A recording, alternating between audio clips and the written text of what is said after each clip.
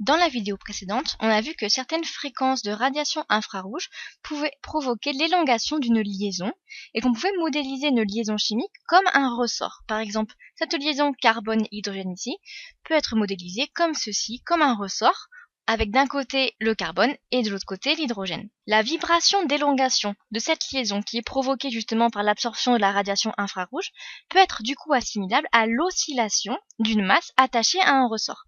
Donc dans cette vidéo, on va faire un petit peu de physique mécanique classique pour voir ce qu'on peut apprendre de ce modèle de masse attachée à un ressort pour modéliser la liaison chimique. On va partir de cette situation classique d'études en physique avec une boîte de masse M qui est attachée à un mur par un ressort. Ici, je n'ai pas de frottement entre ma boîte et le sol. Si tu attrapes cette boîte et que tu la tires vers la droite, que je la déplace jusqu'ici par exemple, je vais alors avoir le ressort qui va s'étirer, comme ceci. Et disons que là, entre ces deux positions ici, on a une distance qui vaut delta x. On va alors avoir une force de rappel ici de la boîte provoquée par le ressort qui est étiré et qui va avoir envie de ramener la boîte vers sa position d'équilibre initiale. Si tu lâches la boîte ici, paf, elle va partir et commencer à faire des oscillations. Cette force ici, cette force de rappel, qu'on va appeler Fr, elle est égale à moins petit k quand x. Le signe moins signifie que c'est vraiment une force de rappel qui va avoir comme conséquence de ramener la masse vers sa position d'équilibre. K, c'est ce qu'on appelle la constante de raideur du ressort, qui va dépendre de la force en fait du ressort. S'il est plus ou moins raide, s'il est plus ou moins solide, plus ou moins souple, plus K va être élevé, plus le ressort va être rigide, résistant. Plus K va être petit, plus le ressort va être souple, moins résistant. Donc on peut noter, quand K augmente, c'est que la force du ressort augmente, et quand K diminue, on va dire que la force du ressort diminue. Par force, j'entends en fait la raideur du ressort. X, ça correspond à la distance, à l'écart, à la position d'équilibre, le déplacement par rapport à la position initiale. Ici, ça correspond en fait à delta X dans mon exemple. Donc si le ressort est fort, la boîte va ressentir une force d'autant plus importante. Et de la même manière, si on augmente la valeur de delta X, si on place plus loin la masse par rapport à sa position d'équilibre, on va avoir également une force de rappel d'autant plus grande. Donc sans rentrer dans le détail vraiment de la démonstration, si j'applique la deuxième loi de Newton ici, à ma boîte, je vais avoir en fait la force du ressort, qui est égale, donc on a vu, à moins kx, qui va être égale à masse fois accélération. L'accélération étant la dérivée seconde de la position, on a donc m d carré de x sur dt carré. Je me retrouve donc avec cette équation à résoudre, d carré x sur dt carré plus k sur m x égale 0. Je vais descendre un peu pour faire de la place. Donc sans rentrer du tout dans les détails mathématiques de la résolution de cette équation, ça me permet de trouver que la fréquence d'oscillation correspondante à cette situation, c'est nu qui est égal à 1 sur 2pi fois racine de k sur m. Alors, qu'est-ce que c'est? À quoi ça correspond cette fréquence d'oscillation? Je vais remonter un tout petit peu pour voir le dessin.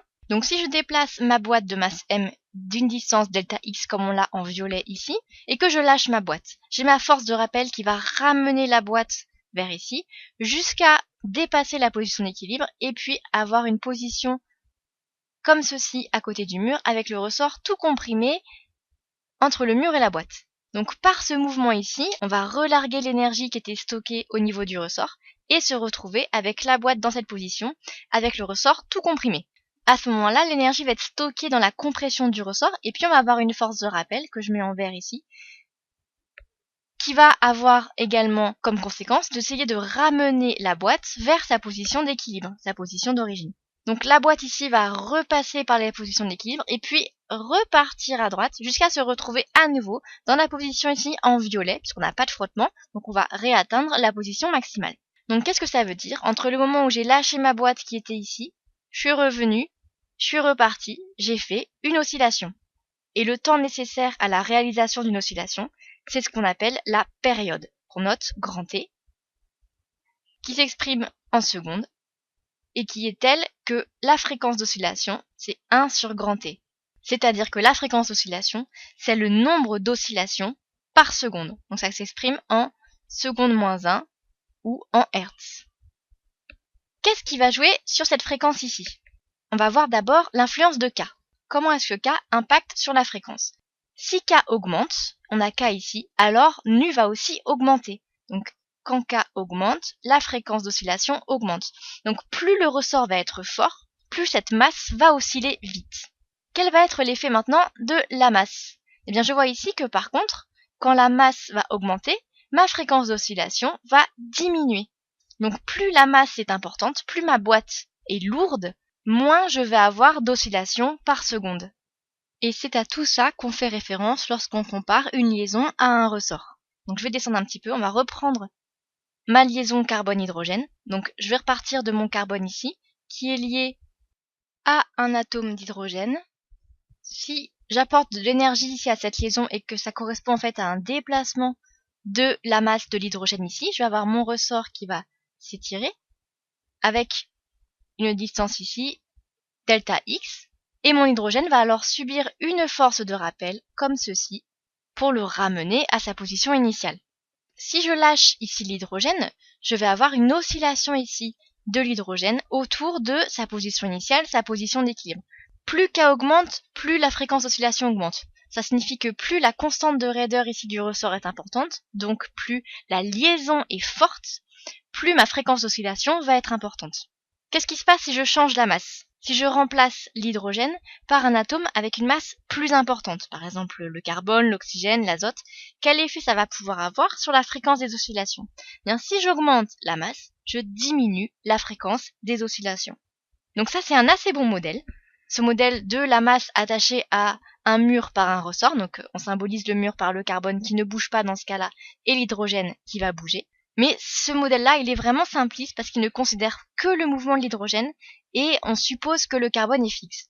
Alors qu'en fait, on sait que quand on a affaire à des vibrations d'élongation, les deux atomes vont bouger. Donc on va devoir juste faire quelques modifications sur cette expression ici, sur ce modèle, pour que ça représente mieux la réalité de la vibration d'élongation d'une liaison chimique. Alors comment je vais faire? Je vais descendre un petit peu. Bien, au lieu d'imaginer que j'ai un ressort attaché à un mur, en fait, je vais avoir une masse 1 qui est liée avec un ressort à une masse 2. M1 et M2 sont en fait les masses des noyaux des atomes de la liaison qu'on étudie. Et ces deux masses bougent et se déplacent quand la liaison vibre. Il faut donc modifier en conséquence l'équation qui nous donnait la fréquence. Alors j'aurais pas dû descendre autant, voilà. Cette équation ici. Donc j'avais nu égale 1 sur 2 pi racine de k sur m. Comme en fait on a les deux masses qui bougent dans la vibration d'élongation, on va introduire la notion de masse réduite. Donc en fait l'expression qu'on va utiliser pour la fréquence ici, c'est nu qui est égal à 1 sur 2 pi fois racine de k sur mu. Au lieu d'utiliser la masse ici, on utilise mu qui est la masse réduite. Alors la masse réduite, qu'est-ce que c'est? La masse réduite d'un système qui est composé de deux masses M1 et M2, c'est M1 fois M2 divisé par M1 plus M2.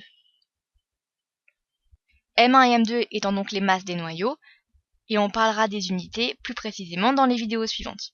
Donc là, on parle de masse des noyaux, on peut franchement prendre comme approximation les masses des atomes qui sont données dans les tables, puisque les masses des électrons sont quand même vraiment négligeables par rapport aux masses des noyaux.